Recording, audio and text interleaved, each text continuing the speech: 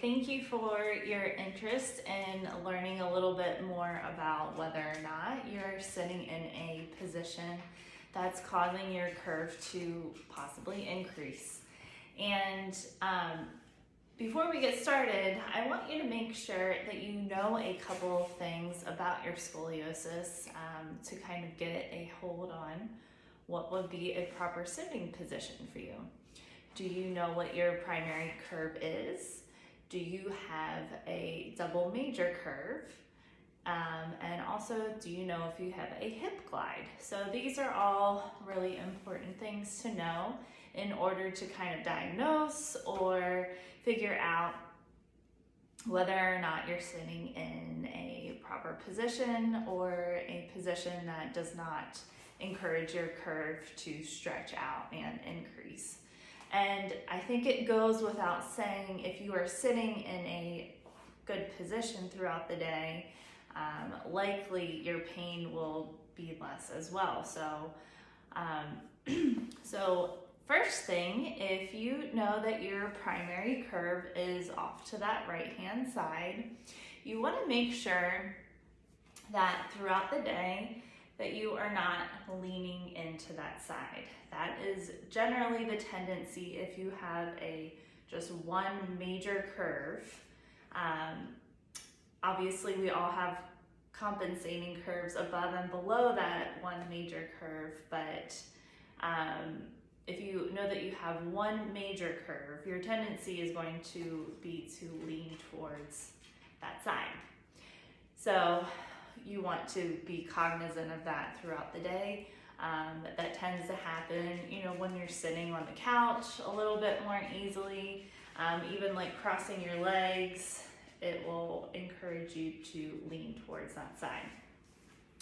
Another thing that I always like to do if I have it available is use one of my Scolio wedges, possibly even two, just to kind of be a little bit more balanced, to prop behind my primary curve. So my primary curve is on the right-hand side, and I like to put a wedge or a small pillow behind that side, and then sometimes I'll put another small one at the side of my compensating curve and through my lumbar spine.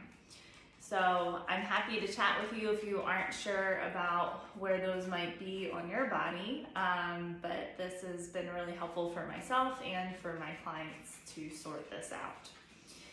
The other thing to keep in mind is if you have a hip glide. So if you know that your hips like to glide off to the right-hand side, generally they glide off to that side and they kind of hike up on that side. So that means I'm a little bit more like this. I'm over exaggerating just so you can kind of get the idea here. So what happens if when I'm sitting, I cross my right leg over top of my left?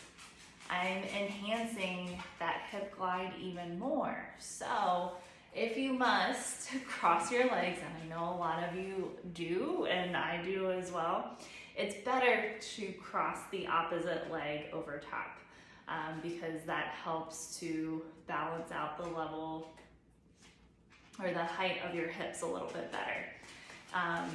It's ideal if you can have your feet flat onto the floor. So if you do a lot of driving, hopefully you're in a situation where you can do some highway driving and put your car on cruise control so that you can have both feet flat on the ground. When you have one foot stretched out, that causes you, obviously I'm over exaggerating everything just so you can see what I'm talking about.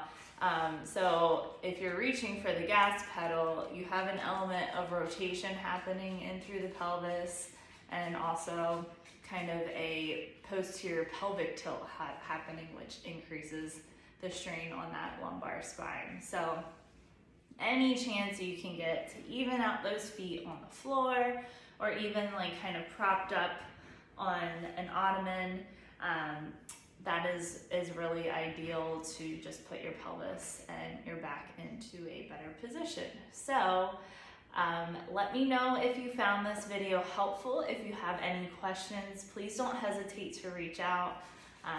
Shoot me a message, and I'm happy to help you sort out what's going on with your scoliosis so you can feel better in your body and enjoy life without suffering and pain. All right, have a great rest of your day. I'll talk to you soon.